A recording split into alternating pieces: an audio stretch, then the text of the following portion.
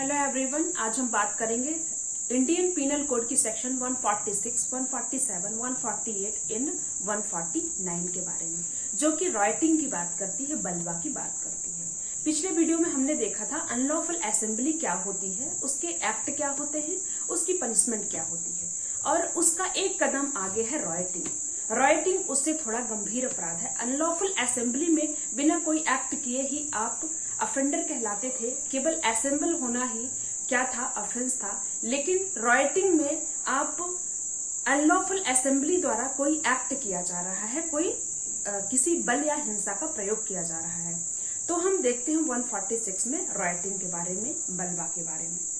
तो जब कभी विधि विरुद्ध जमाव द्वारा या उसके एक सदस्य द्वारा ऐसे जमाव के सामान्य उद्देश्य को अग्रसर करने में बल या हिंसा का प्रयोग किया जाता है, तब कहा जाता है कि ये सदस्य बलवा के अपराध के दोषी है। जो हम अनलॉफुल असेंबली में पढ़े हैं, उसका एक कदम आगे ये है, उसी जमाव के सदस्य जो 5 या 5 से अधिक व्यक्ति मिलके कोई अपने सामान्य उद्देश्य को अग्रसर करने के लिए बल या हिंसा का प्रयोग करते हैं। बल या हिंसा का प्रयोग किस लिए करते हैं? वो 5 कार्य करने के लिए, जो कि हमने 141 में देखा है।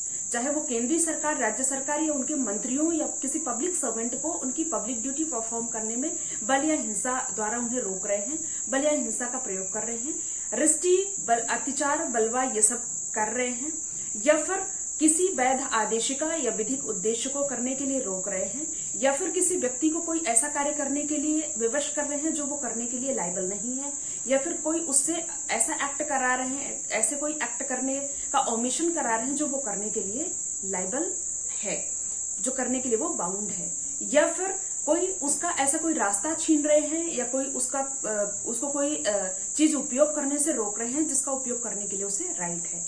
ये सब अगर कार्य 5 प्रकार का कोई कार्य कर रहे हैं, अनलॉफुल असेंबली का जो ये जो ऑब्जेक्ट है, इसके लिए ये 5 कार्य कर रहे हैं, तो कहा जाता है कि अनलॉफुल असेंबली है। लेकिन यही कार्य, इसी कार्य को अगर बल या हिंसा के प्रयोग द्वारा किया जा रहा है, बल या हिंसा का प्रयोग करके परफॉर्म किया जा रहा है यही कार्य, तो कहा जाएगा कि उस व्यक्ति ने उनकी असेंबली ने राइटिंग किया है या बलवा का प्रयोग किया है। वही 147 में हम बलवा के लिए पनिशमेंट देखते हैं। तो बलवा के लिए पनिशमेंट क्या दिया हुआ है? 2 साल की सजा है, या फाइन है, या फिर दोनों से पनिशेबल हो सकेगा। इसके बाद हम देखेंगे 148 में। 148 में घातक आयुध से सज्जित होकर बलवा करना। तो जो कोई घातक आयुध से या किसी ऐसी चीज से जिससे आक्रामक आयुध के रूप में प्रयोग किए जाने पर मृत्यु कारित होनी संभाव्य है, सज्जित होकर वो पूरी असेंबली ऐसा कोई एक्ट करती है, विधि विरुद्ध जमाव का जो सदस्य है वो कोई एक्ट करता है, तो और वो क्या कहे जाएंगे कि बलवा के दोषी है।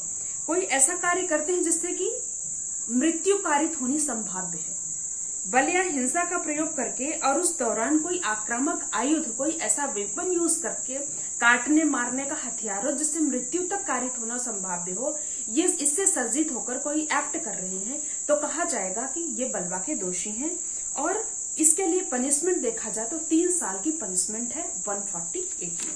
इसके बाद हम देखेंगे 149, जो कि बहुत ज्यादा इंपॉर्टेंट है। इसको हम सेपरेट भी इसका वीडियो बनाएंगे आपको, क्योंकि एग्जाम में चाहे प्रीलिम्स हो, मेंस हो, इंटरव्यू में तीनों स्टेजेस में बहुत ज्यादा इंपॉर्टेंट है। और अगर कोर्ट में हम काम भी करते हैं तो उसके लिए चाहे एडवोकेट हो, चाहे जजेस हो, चाहे कोई अदर अथॉरिटी हो, उसके लिए, सबके लिए, जुडिशरी के लिए बहुत इंपॉर्टेंट है 149 और 34 को जानना।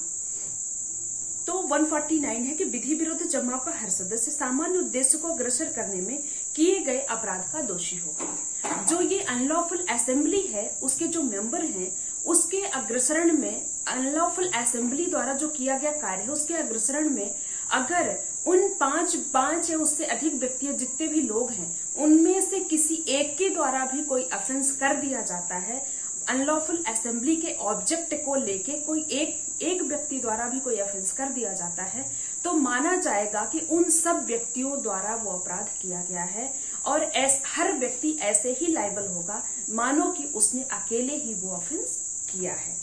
इसको हम डिटेल में आपको बताएंगे विद केस लॉज। लेकिन आज के लिए इतना ही। अगर मेरा वीडियो आपको पसंद आया हो तो लाइक, शेयर और सब्सक्राइब करना ना भूलें, और अगर आपकी कोई क्वेरी हो तो प्लीज हमें कमेंट बॉक्स पे जरूर बताएं।